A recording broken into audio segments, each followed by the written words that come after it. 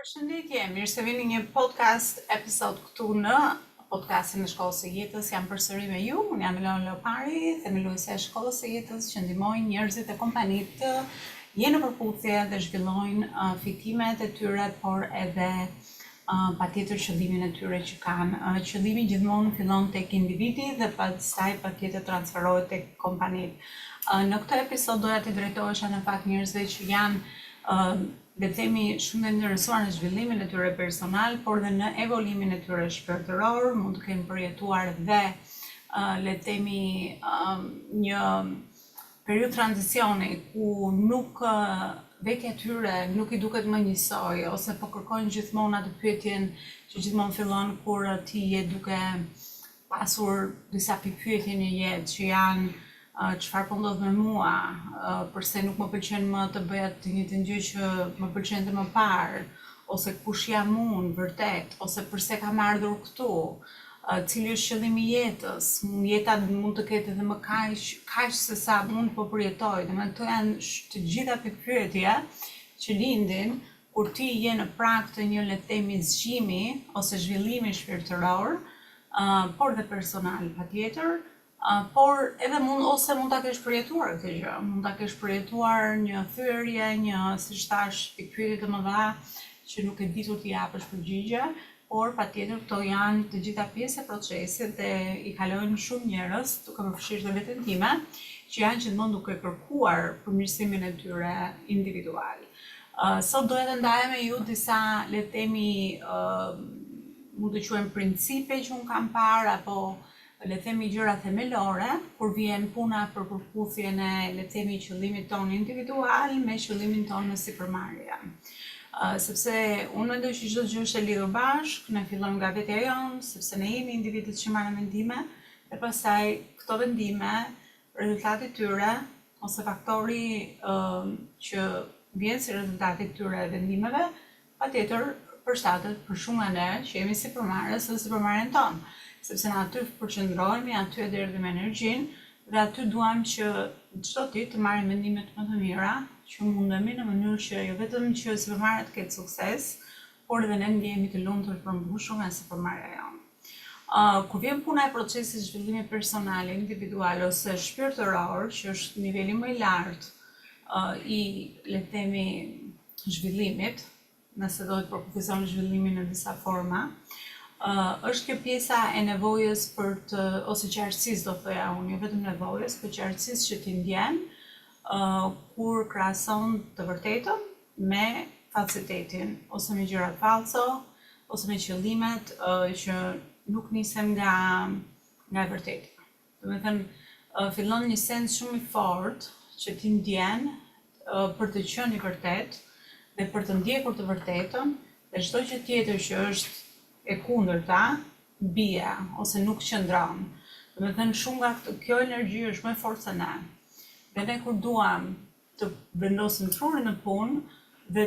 ta le të themi navigojmë këtë proces me pjesën vetëm intelektuale, e kuptojmë që kjo është më e madhe se ne, kjo është më e fortë se ne, nuk mund ta bëjmë. Kjo është një nga gjërat që mund të përjetoni ose mund të jeni duke përjetuar gjatë evolimit tuaj njerëzor shpirtëror.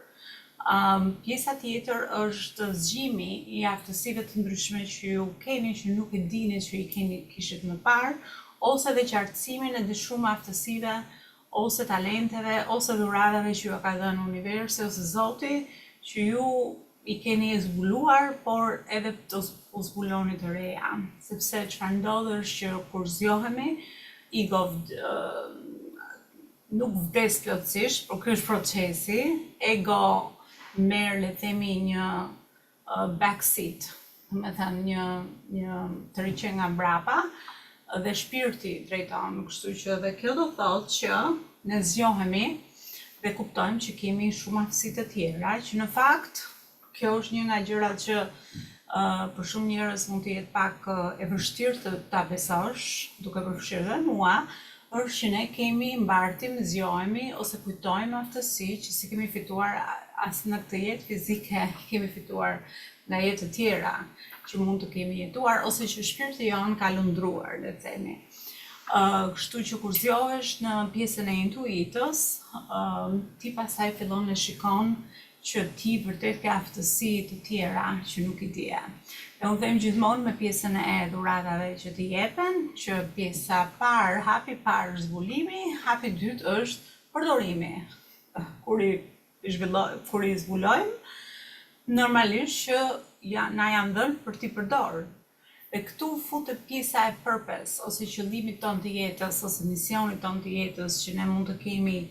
mund të zbatojmë në shumë mënyra, por gjithsesi vërtitet rreth një gjëje të madhe, që është, le të themi, qëllimi se përse ju keni zgjedhur të vini këtu dhe të kaloni këtë pjesën kalimtare fizike në këtë jetë. Kështu që kur rizjohesh të themi të qëllimi jot ose të gjëja që ty të thoret brëndësisht, atëherë të gjitha këto dhun ti dhe aftësi zgjohen me ty. Kjo është pjesa bukur, se normalisht nëse zgjohesh dhe ke një thërritje ose një thirrje që nuk të lë rehat, do thotë që ti je paketuar edhe me aftësitë për ta realizuar këtë. Dhe kjo është e bukura, që universi nuk të jep vetëm qëllimin, të jep edhe paketimin e aftësive për të arritur këtë qëllim. Dhe pastaj pjesa tjetër e procesit është gjithmonë me shumë mënyra të ndryshme që ti gjithmonë ti je duke eksperuar botën tënde të brendshme dhe kur të vinë ato, le të themi, intuita të sjellin informacionin e dur, të veprojmë në kohën që vjen. Sepse dhe koha e përshtatshme është shumë e rëndësishme, sepse ne si njerëz kemi gjithmonë nevojën të nxitojmë, të kemi qëllimet që duam, të kemi suksesin që na ka shitur shoqëria, që është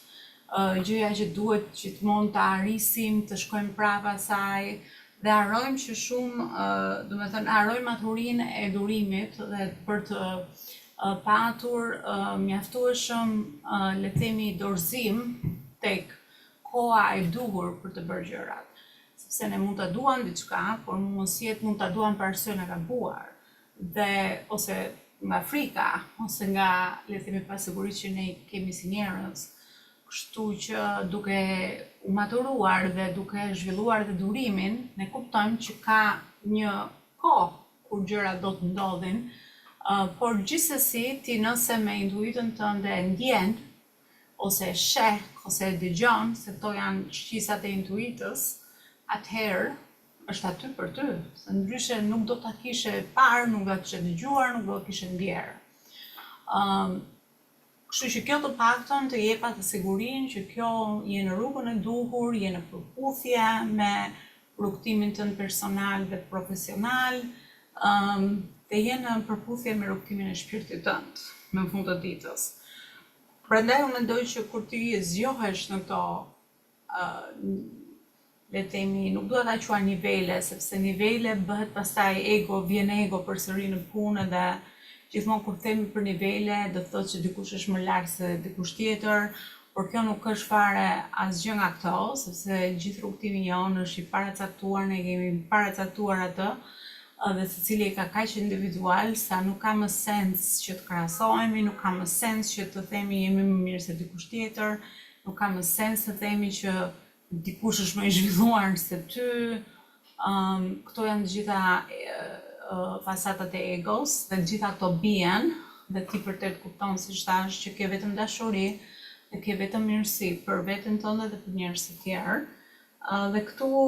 shkojmë tek, le të themi, fuqia më e madhe njerëzore, që është dashuria pa kushte. Se ne të gjithë jemi programuar në mënyra të ndryshme që në kërkimin e suksesit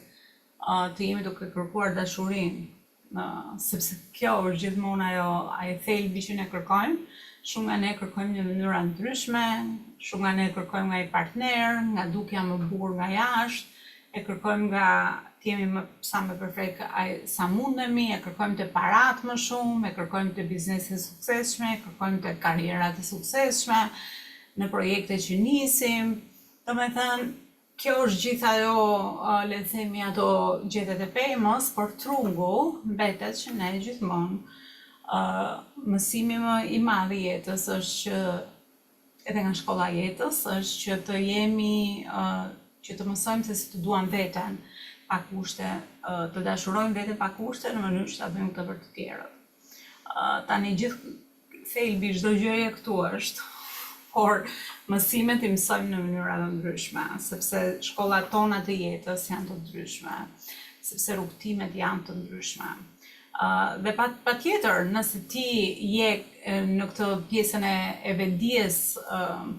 të rritur tashmë, që sheh më mirë, dëgjon më shumë dhe ndjen më shumë, patjetër që edhe vendimet e biznesit përputhen me ty, që do të thotë që ti merr vendime më të mira në biznes. Dhe ti shikon më shumë se skuadra jote, ose vetëdijshmëria jote është më domethënë, jo më e zhvilluar, po domethënë e ke këtë intuita është më po të shërben më në nivelin më të lartë, në mënyrë që ti të dish pastaj si të reagosh edhe me klientët e tu, klientët është fjala dur, me skuadrën tënde, me bashkëpunëtorët tuaj, me partnerët e biznesit, proceset e biznesit, gjërat që ka si proces natural biznesi. Dhe kjo nuk futet vetëm në biznes, patjetër, futet në gjithë fushat e jetës, por do të përqendroja përsipër Marsit, sepse unë e di që një nga interesat tona gjithmonë është rritja e biznesit tonë. Sepse i fusim shumë energji, fusim shumë investim, marrim shumë riske, dhe patjetër që kërkon si një fëmijë gjithmonë të ushqehet. Kështu që doja pak ta lidhja këtë dhe me pjesën e biznesit. Kur je në këtë nivel, patjetër që ti bësh më inovativ, të ndërton një biznes komplet të veçantë nga dikush tjetër, të gjitha këto konceptet racionale të biznesit bien poshtë ose ripërshtaten, çfarë të bën ty autentik, çfarë bën biznesin tënd të veçantë. Çfarë do sjellësh ti një risi në treg, si ta përmirësosh proceset e biznesit tënd. Të gjitha këto pyetje, pikë pyetje, që vinë në gjitha fazat e rritjes së biznesit, përgjigjen më lehtë kur ti je në këtë le të themi zgjim, ose je i zgjuar tashmë, ose mbase je në këtë procesin e zgjimit, ku siç e thash kur e nisa këtë bisedë, kërkon të japësh shumë nga këto pyetje që sapo përmenda përgjigje. Kjo është gjithmonë, këto janë ato clues ose ato pjesët e puzzle-it që jenë në rrugën e dur, sepse je duke kërkuar gjën e duhur. Dhe siç e ka thënë populli shqiptar, ai që kërkon gjithmonë gjen. Gjen jo vetëm atë që kërkon, po gjen edhe shumë gjëra të tjera që nuk e dinte që po i kërkonte. Kështu që gjithmonë të jemi kuriozë dhe procesi i evolimit vazhdoj, dhe nëse se bën ti, e bëjnë se faktorë të tjerë, sepse sot në fakt është bërë vetëm ti jesh duke jetuar diku pa efektin asgjëja, që mos nikosh nga gjithë zhvillimi shumë i shpejtë që po ndodh kudo. Kështu që ta bëjmë të paktën këtë gjë më të qëllimshme. Dhe gjëja më e fundit është gjithmonë ajo qartësia që ju do keni për, le të themi, atë pyetjen që kemi ne si njerëz gjithmonë, që duam të jemi të dobishëm dhe duam që të jemi gjithmonë duke kontribuar dhe duke qenë në përputhje me misionin apo qëllimin më të madh që ne kemi këtu në jetë. Kjo është ajo, le të themi, fjongo që paketon gjithë pakon në bazë të gjithë detajeve që sapo ndava. Kaq kisha për sot, unë gjithmonë mbaj këto episodet të shkurtra, sepse dua gjithmonë të ndaj, le të themi, ato gjërat më të rëndësishme, jo zhurmë ka kudo. As vetë nuk kam qenë ndonjëherë interesuar nga zhurmës, kam dashur gjithmonë të shikoj gjërat që përsëriten ose patterns, gjërat që janë më themelore, dhe shpresoj që çfarë ndava të jetë qartë, por edhe të jetë, domethënë të ketë një impakt pozitiv për pavarësisht ku ju jeni në rrugtimin tuaj, dhe çfarë vendimesh po navigoni, apo çfarë pyetjesh të brendshme po navigoni. Si gjithmonë, nëse keni sugjerime për tema,